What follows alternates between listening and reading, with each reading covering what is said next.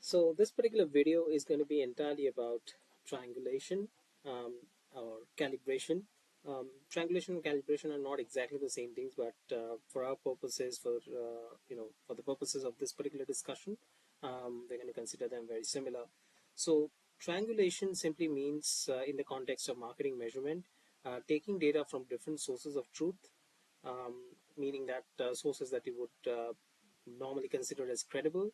For instance, Facebook ads, dashboard data, uh, data from any third-party analytics tool like Triple Whale or Notbeam, which is attributing data, say for instance, to Facebook ads, and then you obviously have your actual store revenue or actual sales data. So these would be, for instance, the different sources of truth, and you would want to know which of these, the ones which are apart from the actual source of, final sales data, which of these are the closest to that data or are better predictors. So that is basically the concept of triangulation and how actually you can use multiple sources of data to finally arrive at your understanding. So you will have to obviously rely on multiple sources of data. Generally speaking, it's not a very good practice to only rely on one source of attribution, because most of the attribution tools or systems have their own limitations, right? So we have to draw a balance and make use of each of these and sort of make out how we can use the ones which are most accurate. And in this case, we're going to see with the help of a hypothetical example. So this hypothetical data set that we have here is for reported revenue, and reported revenue will be coming from different sources. So one would be from Facebook data, which will be the last 7-day click and 1-day view. And then we will also have last click attribution from Triple Whale, and then we'll have the actual sales data. So you can see here that, not surprisingly and not very uncommonly seen, um, Facebook data, the Facebook dashboard data, which is for the default attribution window of 7-day click and 1-day view, has a higher reported revenue than the actual sales data. So this is a hypothetical data set just to make things easier. But yeah, we can always make use of this in the real world scenario as well. So so how do we go by this? Let's actually look at it step by step. So first thing is to identify the discrepancy.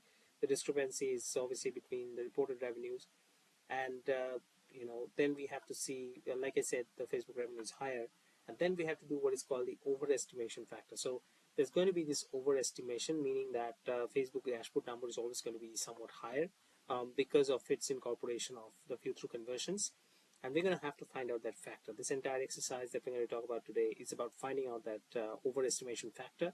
Once we actually find out that factor, we can actually do a back calculation and simply find out what should be the adjusted Facebook revenue, which is going to be, much more likely to be closer to the absolute truth, right?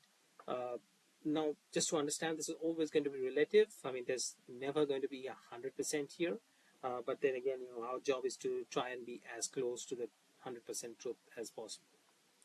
Now we're going to look at two ways of doing this. There are going to be two optional, or there are going to be two approaches. The first one is using actual sales data.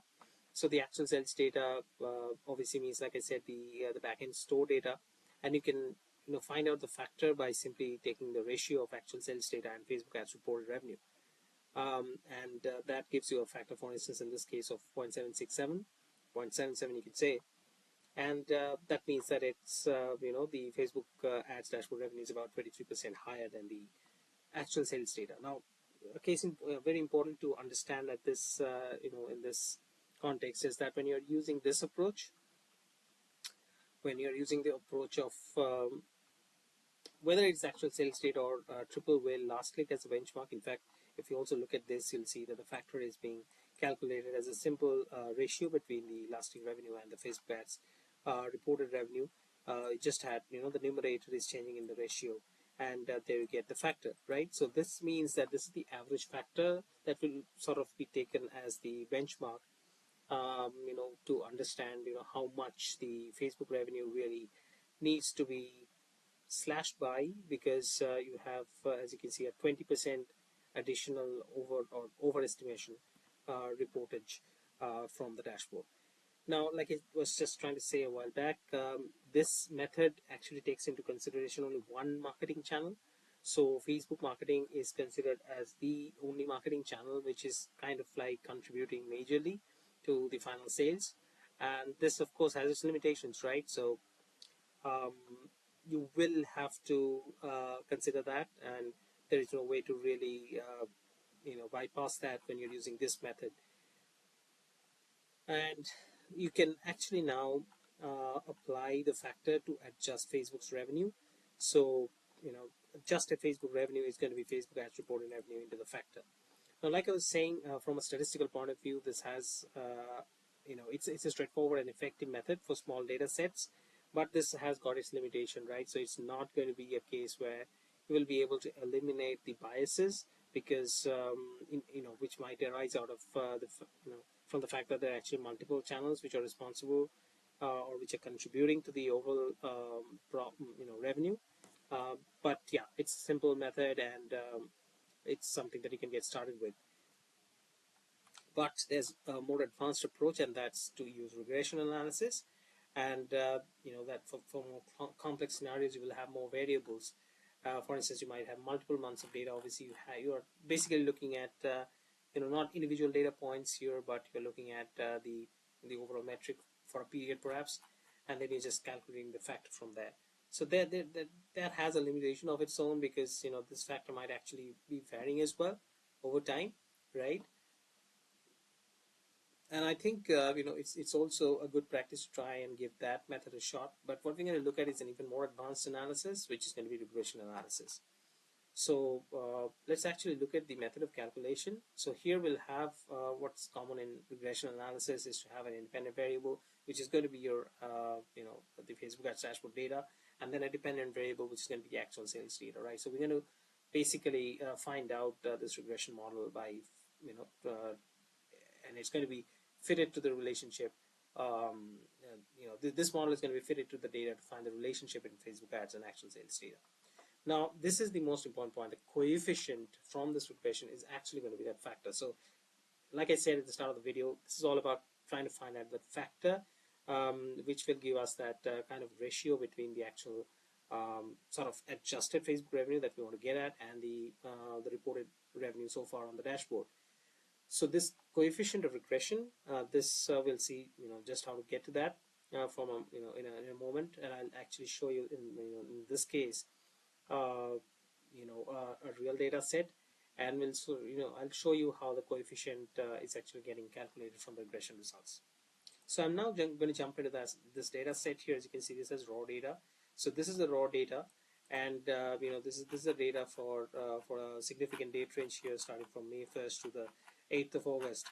And you can see that Facebook ads data, 7-day, 1-day click, 7-day click, 1-day view, last click from triple whale, actual sales data, and then this is actually not raw data, but this is the final prediction, the adjusted Facebook revenue. Okay, now this is based on a particular factor, right? So the factor has been calculated, and basically what we use, I'll actually jump into this third tab here in the spreadsheet.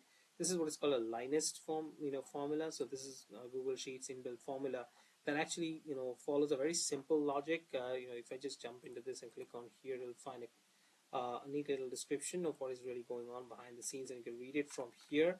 So essentially, you are going to take the output variable, which is the known data y, then you have the independent variable, which is known data x, and then you're going to just decide whether or not you want to push the intercept to be 0.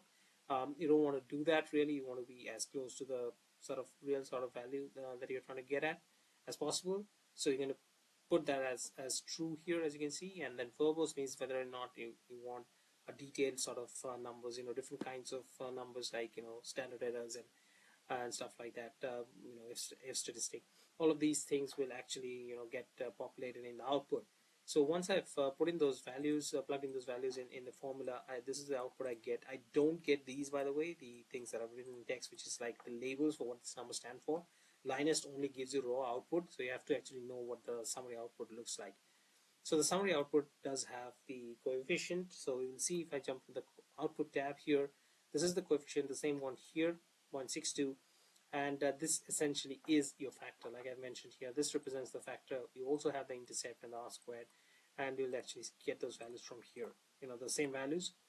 This is not a great R squared value, by the way, so R squared should be as close to 1 as possible, but this is not a fine-tuned model yet. But what it does do is, what it means, first of all, is that that it gives you 30% explanation, meaning that Facebook ads dashboard data is about 30% responsible for explaining the actual sales value. Okay, so you can understand that you would have to probably include more variables in this, but this is a good starting point because this at least gives you a good idea about the limitation of taking this assumption when you're doing a simple linear regression where you're taking one variable, right?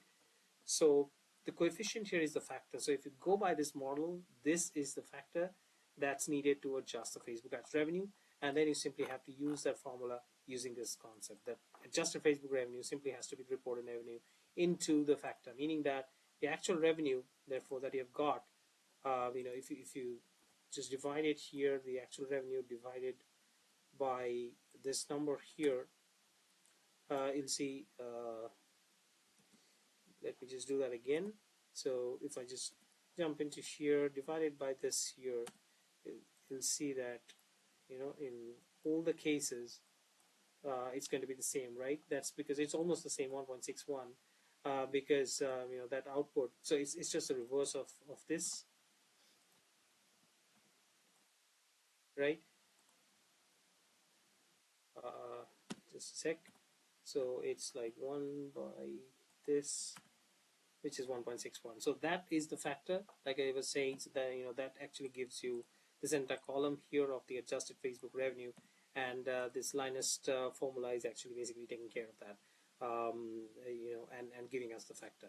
So this is the regression analysis method. Like I said, this is a simple method.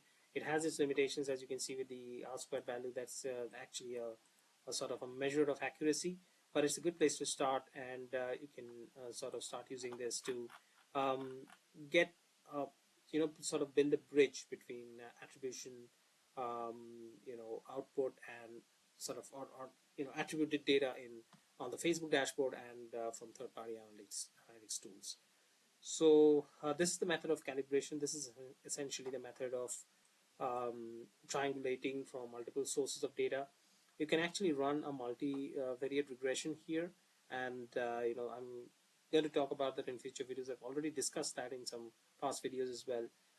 The method is not so different. It's really the interpretation that's more important to understand. So hope this was clear.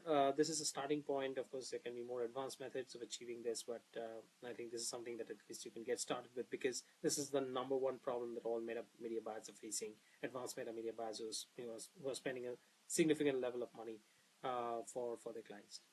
So hope this was useful, and yeah, do let me know if you have any questions in the comments, and I'll see you in the next video. Thanks for watching.